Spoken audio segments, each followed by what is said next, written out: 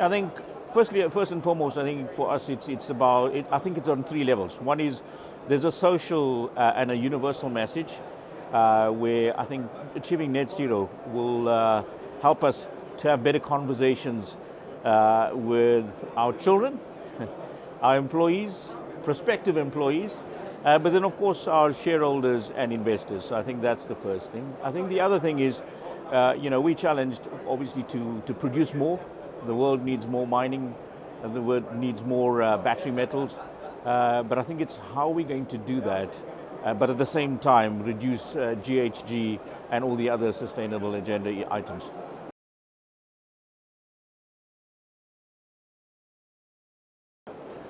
Yeah, so I think what we've been able to do, we've challenged ourselves.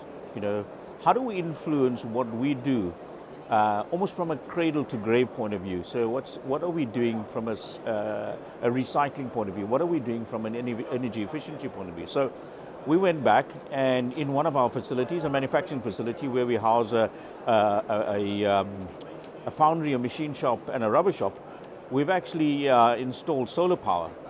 And we run pretty much everything off the power that's generated from the solar installation, except for when we have to start up the furnace. So for the most part, we use the energy that's coming out of the solar installation. We also were able to put in a project that actually does water harvesting.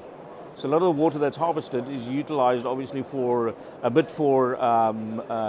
the gardens and so forth, but we also use it practically in our foundry, in the machine shop, and in terms of cooling of the plant throughout the facility. And then we've also been able to use a lot of grey water through the facilities in order for us to use less water in terms of that. We also have gone through the process of looking at, from a recycling point of view, what else can we do and challenge ourselves. So we went through and looked at all the waste in our rubber plant, for instance, and started to build pallets that can be reused and reused and reused over many times, and to good effect. We also were able to partner with an external partner to look at how do we use recycled plastics to build pallets again, and then again utilize that and reutilize in terms of using less wood and less waste as far as that is concerned.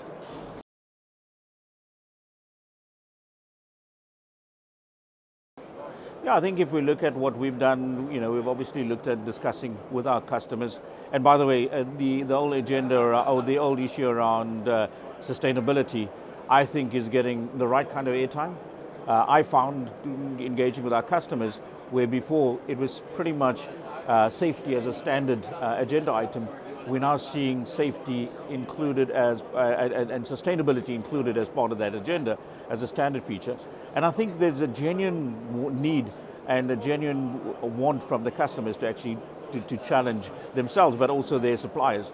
So as an OEM and as a tier one OEM in some instances, we were able to provide our customers with a digital platform in the form of Synertrix. And what Synertrix does specifically on our pumps, but can be applied to the rest of our product range as well, it actually measures pressure, it measures temperature, it measures vibration, and in so doing can actually help customers predict mean time to failure, increase wear life, reduce water usage, and I think all of those add to the dimension as far as sustainability is concerned.